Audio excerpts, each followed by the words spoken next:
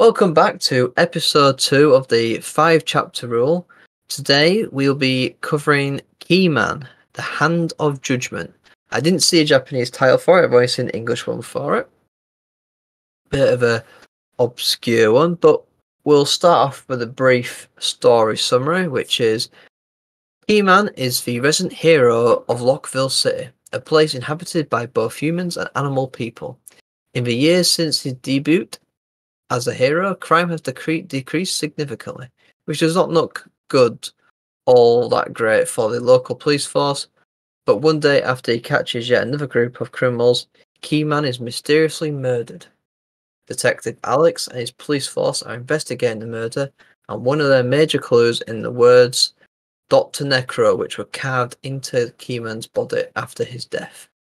The case gets even stranger when Alex unexpectedly meets Dr. Necro, who appears to be a young girl in the bar.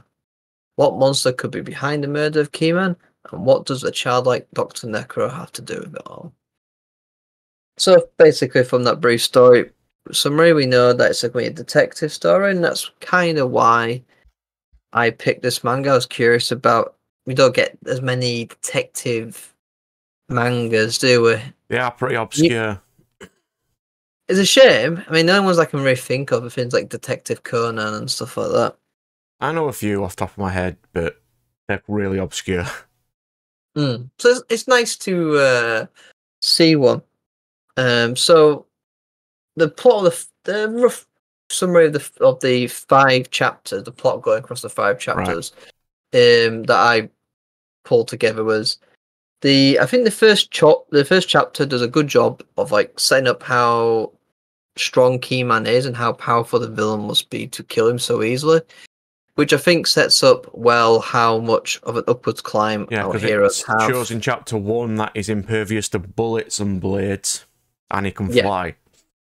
And yet he gets ripped in half, which no, I think he just gets his arms cut off, if I remember right. No, in the first bit, the bit where he got Dr. Necro carved, you can see his intestines at the bottom. So he's been ripped in half by looks of it. Or at least severed. Text says something like lost his arms or something, but either way, he's been brutalized. Yeah. They're already set up. There is a few story arcs with characters. You can predict what happened to some of them, but I don't think the core story is too predictable. There's also some nice comedic moments to stop the story getting too dark, from what I've seen in the first 5 chapters. Yeah. Well, one of the things that's also quite odd is that they actually use slang, which is interesting. Yeah. They're called coppers instead of police, and I kind of appreciate that. Now, obviously, this is one which we don't have an official release of, so we are using the fan translates. Of course. It's just quite a nice little thing. It looks like a fairly accurate one, but obviously sometimes how much the slang is used. I mean, coppers, you could see some in Japan having that, but how much some of the other slang, don't know.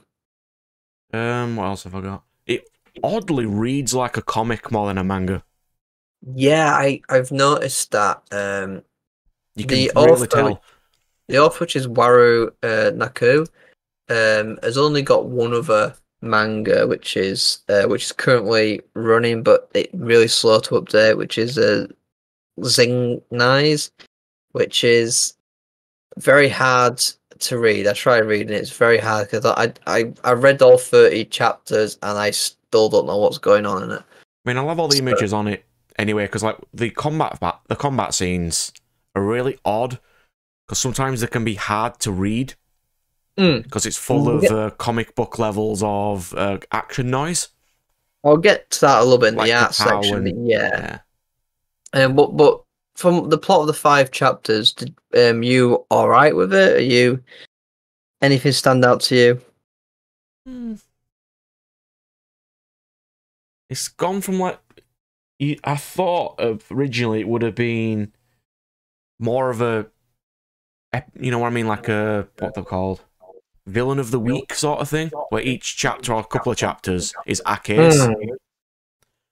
But it seems to be not like that. It's beginning. It's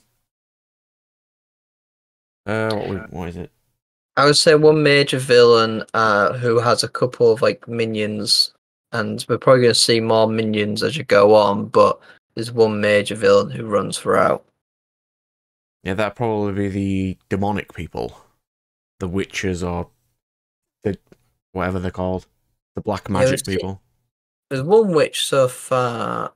You got obviously the mysterious guy who has a key lock on his arms. Yeah, because we hadn't said it yet, but Keyman is not a person, it is a power set given to people. Yes, which is an interesting which I think they part of say the in story. chapter 3 or 4. Because I believe the main hero, Keyman, is actually a 14-year-old boy turned into a big giant hulking Superman kind of thing. Yeah, it says in like chapter, I think it's 4. Mm. It's most likely that the Keyman we saw at the chapter 1 was just a generic guy turned into one. Yeah. Well, it's a 14-year-old boy who got turned into one. If I remember correctly. I've forgotten the name, but yeah, I like I say, I thought it was going to be a bit more murder mystery, but it does. The characters are a lot more powerful, so they're a bit more like superpowered to a certain degree themselves. But for the opening 5 chapters, I think it was a bit confusing, but I understood it well enough that I was able to, process all 5 chapters.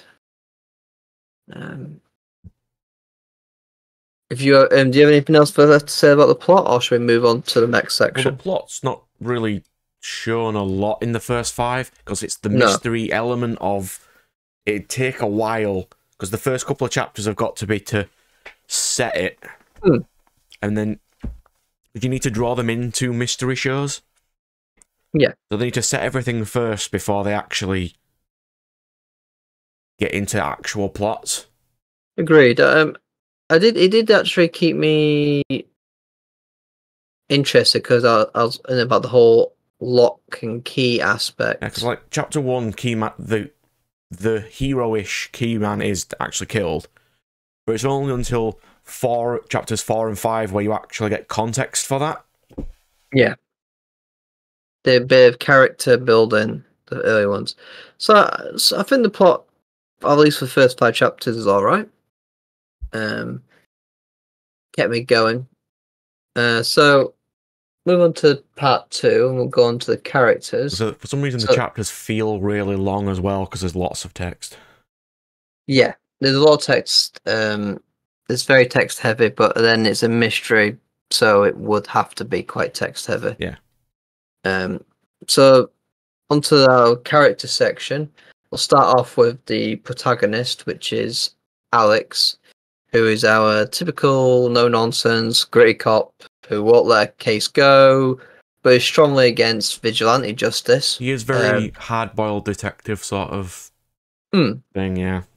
But at the same time, he's against vigilante, and that's why he's a bit against Keyman, because Keyman, I think, actually kills some of the villains, so he's very against that aspect. He also is actually a anthropomorphic, like T-Rex or crocodile kind of person. He kind of suffers racism for this because from normal humans, but he kind of grits his teeth through it, doesn't lash out. He's also clearly very strong from what we've seen in the early chapters and very hard to kill, making him a bit like a halfway point between a normal person and a superhero, I'd guess. What's your opinions of Alex? He's just standard. There's certain things about him that are odd, but he seems alright so far. So we also have Pete, who is the lovable, naive guy who does not discriminate. He's also human. Ultimately, I get the feeling I don't want anything bad to happen to him. Oh, by the way, but in general, I just checked. But in general, these types of manga, something eventually does happen. I've just checked. Alex is a T-Rex class He's beastman. T-Rex, right? Fair enough. So, yeah, Pete is that like super nice guy. You don't want anything bad to happen, like I said. But from what I read of quite a few of the mangas, this style of character, generally they become the tragic person at the end. So far, he's like the generic human who we need to relate sort of to because he's our window into this world. Yeah, usually they're okay. They're usually fine. But usually they're also kind of not as intelligent because they need to. Because in detective shows, as you know, you can't have everyone really smart. You need one person who asks the questions that we need to know. You need to be the Watson. That's that guy. The Watson, yeah. But but being the lovable, naive guy, generally they end up having something bad happen to him normally in these kind of darker stories. Also, another interesting fact, he has like a big giant hero worship thing going for Keyman. So that kind of puts him at odds with Alex, who kind of doesn't like Keyman. It's not so much that he doesn't like what Keyman does, it's just how he does it. Yeah, he doesn't like the killing aspect. Yeah, because he said, what was it? The lady asks him, is it the lady? What he thinks about it, because the reporter, the crime rate has gone down 40%, and he can't deny it. He can't deny he's doing a good job, but at the same time, he's like, I don't like how he's doing it. Yeah. So also we have Sally, who's the cliche reporter who will always get to the bottom of the scoop, and you can tell by how detailed her design is that she'll probably be quite a big character later down the line. You don't make a character that detailed if you're not going to use them for a bit. Yeah, you can sort of tell because like when the reporters come, she's the only one really shown. I think it's also something slightly hinted between her and Alex, maybe like a history or something, maybe slightly hinted. But potentially not much to go off there in the first 5 chapters. No. Another major character, I guess, would be Walter, who is one of the other cops who's a gorilla. He's best friend boy. Yeah, best friend boy. He comes off quite laid back, but still quite a strong one. You know, someone who you'd like to be beside you when the tough it gets going. When the fight gets going and it gets tough, you kind of want someone like that behind you. And he's clearly, he's quite tough because we see him get set on fire. Yeah, weird.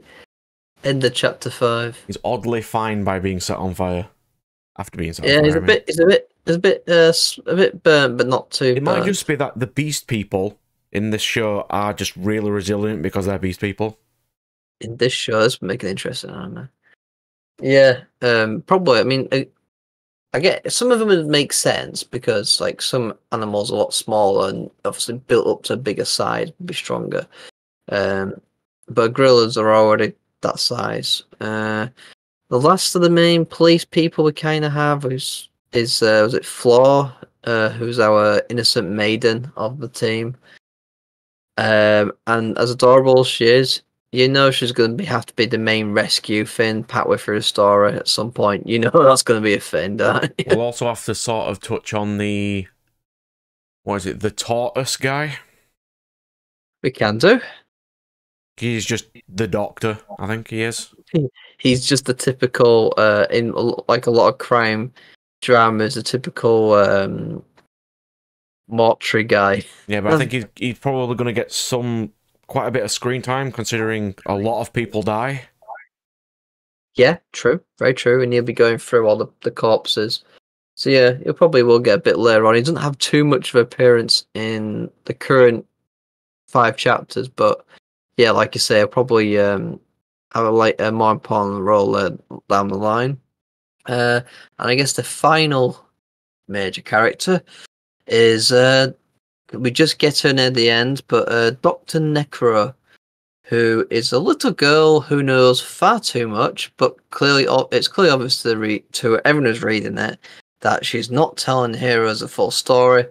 And to me, from the first 5 chapters, I thought it was quite clear as day that she's probably the cause of all the crap going on. It was also odd that when she was dragged in by Dinosaur Guy, he immediately accuses her of it, with no evidence really, other than that she knows that it said Dr. Necro written on it. Yeah, she knows. Accuse the small child of killing a superhero. To be fair, in a world where you got superhero and anthropomorphic animals, a child being able to maybe do special things might be not that unusual. Be able to kill a guy whose muscles are that hard he is immune to bullets and knives. Well, I suspect he was right to a certain extent. Maybe not for the death of Keyman, but she also says she's 118 years old. Hmm? She also says she's 118 years old. Yeah, that aspect. 118-year-old little kid. Yeah. Well, I mean, she's a witch. She can do whatever the hell she wants. Yeah, she's a witch. It also shows you some part of her, what is definitely her adult form in chapter 5. Yes. So she has that kind of aspect. Where it says her actual name, and she becomes larger to show a guy who she was because he didn't recognize her. Yeah, because I think there's another a wizard or something right at the end of chapter 5, who I'm guessing from what it said used to be an apprentice of hers or something. Or they just know each other because it's like the dark witch, the dark magic people. Yeah. So I'm guessing it's gonna be a thing of this started quite a while back or something, and now have gone forward into modern time or something. I mean, this actually gives me would you say a 70s kind of feel to it? Yeah. Yeah, I didn't mention this earlier, but yeah, I think it has a old school kind of cop thing. No one has mobile phones or anything. It's definitely an old TV cop drama. Yes, it is like a 70s, 80s sort of thing with beast people and sort of heroes. But it doesn't say, it doesn't really go into it, how many sort of heroes like the original Keyman there were. Or is he the first one of the people changed to act like a hero ever? It doesn't really go into that. No, I think from what I gathered from rereading these chapters was he is the only hero. He's the first one to appear as a hero. So there might be, and to us, the other guys, the monsters, these guys seem to be their first appearance. So I'm guessing that they've been behind the scenes, and so there's no other heroes really, or superpowered heroes. So that's why everyone has kind of worship for him, because he's unusual. One of the mystery things is he's been a hero for 3 years. But only at this point, after 3 years, do the dark people want him dead for some reason. Yeah, so that's the thing. Obviously, we'll find out later on. But there's a lot of questions which I think the early plot does put forward quite well. Is there anything else you would like to discuss on the characters before we move on to the art? No. I mean, we've discussed a little bit of the art, so we'll get on to that next. Yeah. So, from the art, for the people who haven't read this yet, the art uses a lot of negative space. The details are on white parts on black background rather than the usual black and white background. And it's laid out very comic booky. This kind of negative space kind of style gives it, like I say, quite a gritty and very distinctly different to quite a lot of manga. Obviously, there's a few mangas that use the reverse style, but it's not that common, so it's nice to see it. But it also uses what is it? Visual effects. It won't say raw. It'll have GRRR giantly written on there like comic books do. Yeah, it's very, like I say, comic book style. I kind of like. It's kind of odd to see. It definitely feels like a bit of a hybrid kind of But it manga. looks sort of disorienting sometimes too when you're looking at combat scenes and you can't understand them. Yeah, it's not my cup of tea. It fits the gritty theme of the story, the style of art, but it's not really my thing. The fight scenes, as you said, pretty action packed. There's a lot of movement, which is nice to see, but it can take you a little bit to realize exactly what's going on. I had to like take a moment quite a few times to go, "Oh yeah, that's what's happened." Yeah. Normally, that section is quite small. So, is anything else you want to say before we move on to the actual character designs? So a quick look at a couple of these pages. I mean, I'll put them on screen anyway. There's Oh also a yeah. lot of panel breaks, which is quite nice. Mm. Usually, that doesn't usually happen in a lot of stuff. No, it's quite like I say, they're very comic distinct panel breaks. So it's probably more of a comic book with manga style. That's kind of probably what. You can really tell it's. I mean, will be the images on the screen anyway, because we've just got like a stack of images that we're having to refresh us with. I'll put those on the thing for everyone to see anyway. So we'll move on to some of the designs here. So we'll start off with the Keyman. You know, he's got a typical like hero spandex, but my god, that headpiece is hilarious. Well, it's I have seen stupider than Marvel and DC, but I mean, it is like I say, it's supposed to be a kid who's become this, so it makes sense. I guess he'd have a stupid over top. Well, all the people who have the Keyman power do have the lock and key theme. Yeah, but they don't have that big giant headpiece. No. They've all got locks and keys on them, so. Yeah, they have locks and keys on them. But yeah, the headpiece, I just can't get around it. It's so funny. Actually, I just thought of this. Quite a bit of like the Keyman like facial design and stuff reminds me of the boys a little bit. A little bit, yeah. You can tell he's a Superman-esque generic. He was not much of a generic design. No, it's like I say, it's a spandex cape and mask kind of combo. Logos, yeah. It's very comic Superman style. Then moving on from Keyman, Alex, like I said, I thought it was a crocodile, so you told me it's a T-Rex. So I wrote that completely wrong. So crocodiles don't have the claws to the degree he does. Yeah, but his design's also odd because his arms are too long. Yes, it might not be it might be a Rex, but not a Tyrannosaurus Rex.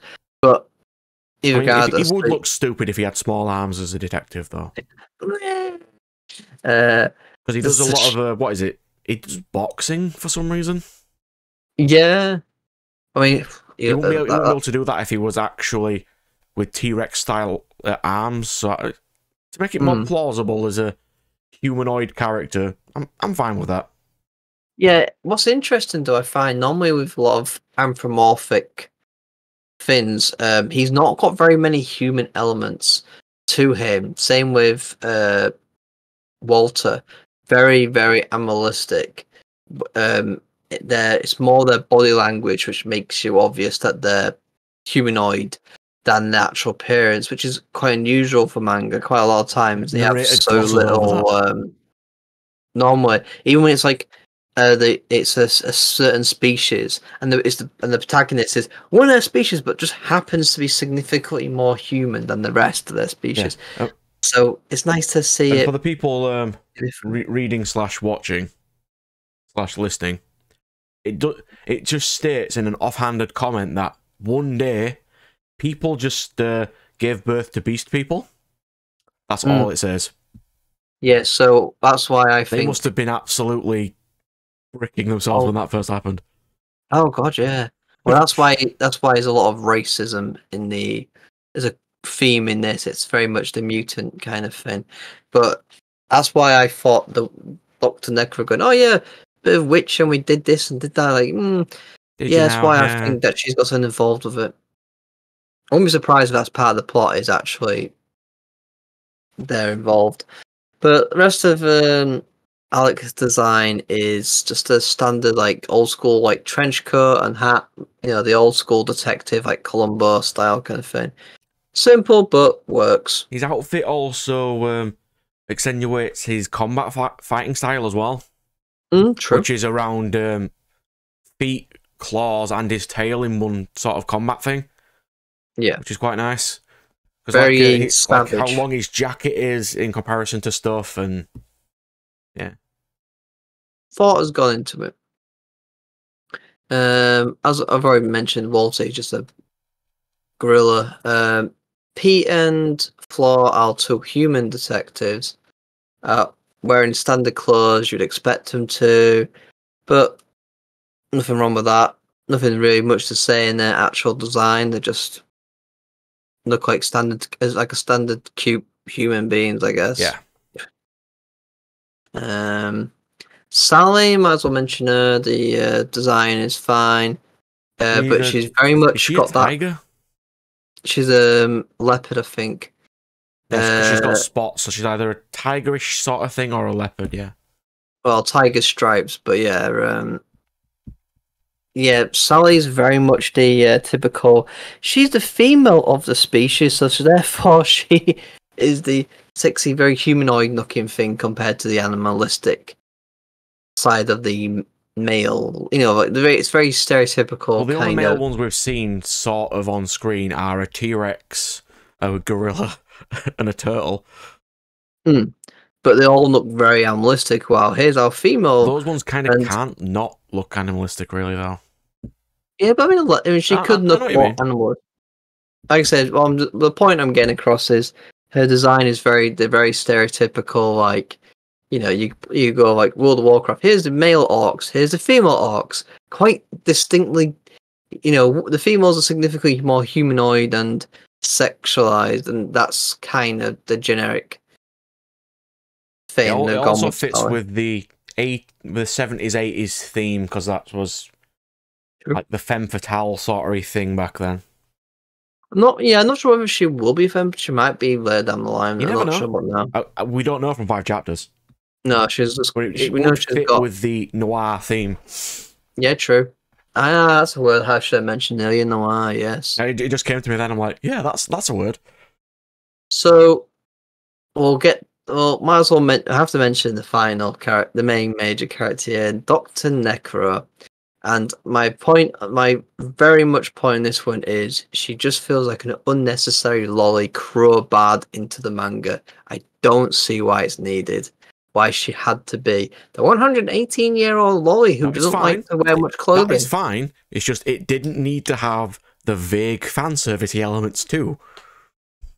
Yeah. They could have just stuck with, oh, well, she's in that form for now, then the next chapter or so, she just gets her actual form back. That's fine. Thankfully, the major fanservice bits for her is in the adult form. But, yeah, it just felt really unnecessary to make her lol. It really was unnecessary. It was. I know they wanted to, like, distract from...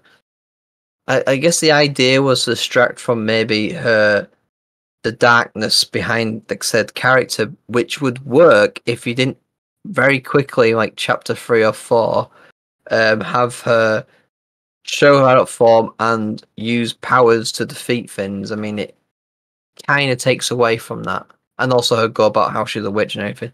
So making her the kid doesn't really. It seems pointless. I've just got up an image of her actual adult form, and yeah, she does look like a witch. Yeah. And then we haven't seen too much of these guys yet. The enemies, so far. The other people with the Keyman power. Yeah, the fake Frankenstein monsters, and we've only seen like 2 at this point. They are very distinctly different from each other, and I kind of like them. They're very. That's that's mentioned as well. Like, she does rip out a door from one of the guy's chest, which is probably where the Keyman power comes from. Yeah, it's a door. It's a door lock. It's an actual like the size of a book, but a closed door.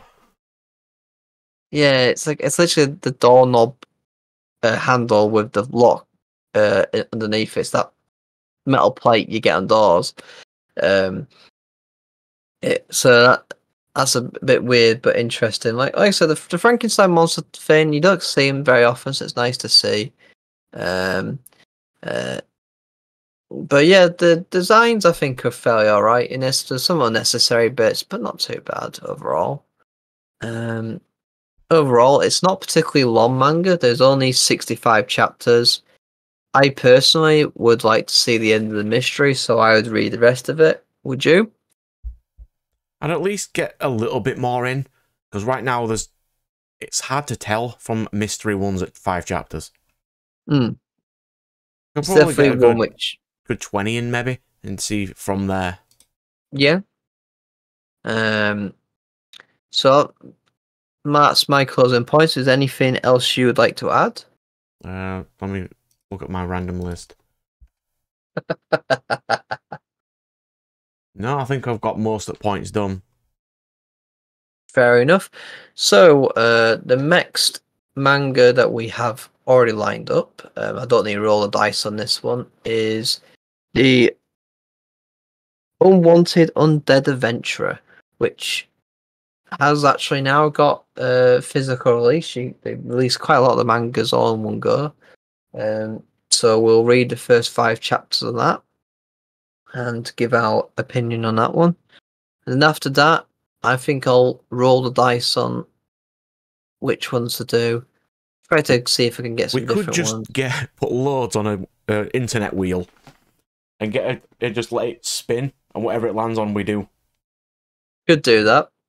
I'm definitely considering. At the moment, I've got like a random number generator for one of the manga websites, and it just gives me a number, and I go on that. And if it's got the smut tag, I go nope, and I cross that number off the list. And if it's like Naruto or One Piece, I also cut that one off because I don't think anyone needs a 5-chapter review.